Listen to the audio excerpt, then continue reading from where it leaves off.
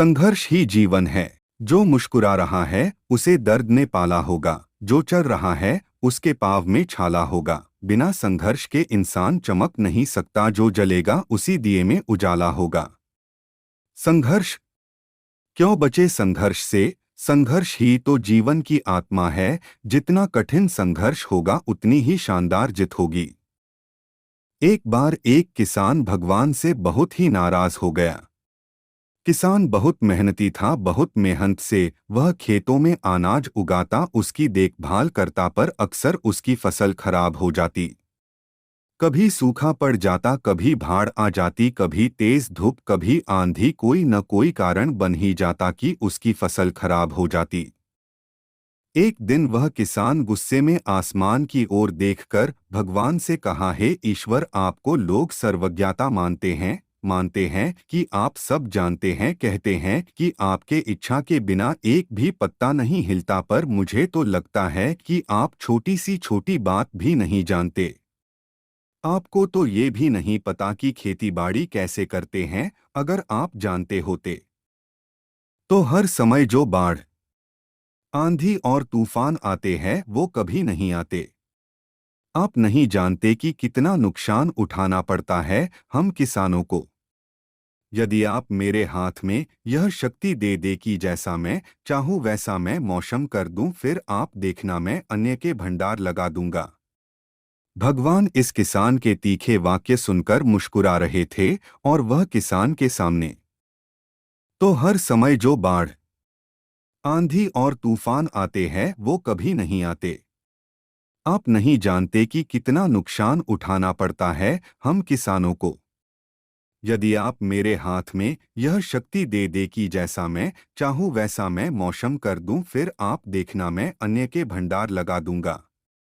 भगवान इस किसान के तीखे वाक्य सुनकर मुस्कुरा रहे थे, और वह किसान के सामने पानी बरसना चाहिए तभी पानी बरसा, आंधी तूफान बाढ़ कुछ भी उसने अपने खेतों पर आने नहीं दिया।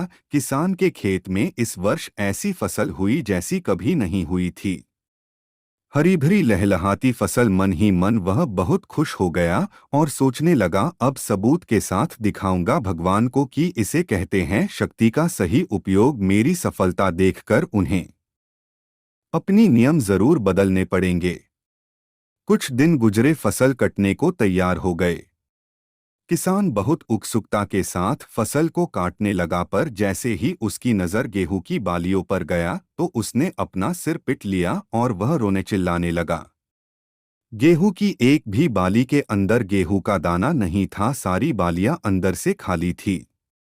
किसान बहुत दुखी हो गया, उसने भगवान को रोते हुए फिर पुकारा, हे प्रभु, तुमने ये मेरे साथ क्या किया? क्या तुमने मुझे कोई सजा दी? भगवान बोले, पुत्र, ये तो होना ही था। तुमने पौधों को संघर्ष करने का मौका ही कहाँ दिया? ना तो तुमने उन्हें आंधियों से जूझने दिया, ना तेज बारिश से सहने दिया, और ना ही धूप में तपने दिया।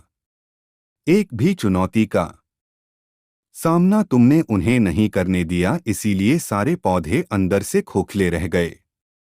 जब आंधी तूफान, तेज बारिश और धूप पड़ती है, तभी ये पौधा अपने अस्तित्व को बचाने के लिए संघर्ष करते हैं, और इसी संघर्ष से एक बल पैदा होता है जिसमें शक्ति होती है, ऊर्जा होती है, और यही ऊर्जा पूर्ति तेरे गेहूं के दानों की तरह जो नहीं फूटी। तूने उन्हें कठिन परिस्थितियों से गुजरने ही नहीं दिया जहां उनके अस्तित्व का जन्म होता। सारे बालियां इसीलिए खाली है, इसमें एक भी गेहूं का दाना इसलिए नहीं है क्योंकि तुमने अपने पौधों को संघर्ष कराया ही नहीं। याद रखिए, स्वर्ण में सवर्णीय आभा तभी आती है जब वह आग में तपने, गलने और हथौड़े से पीटने जैसे संघर्षों से गुजरता है।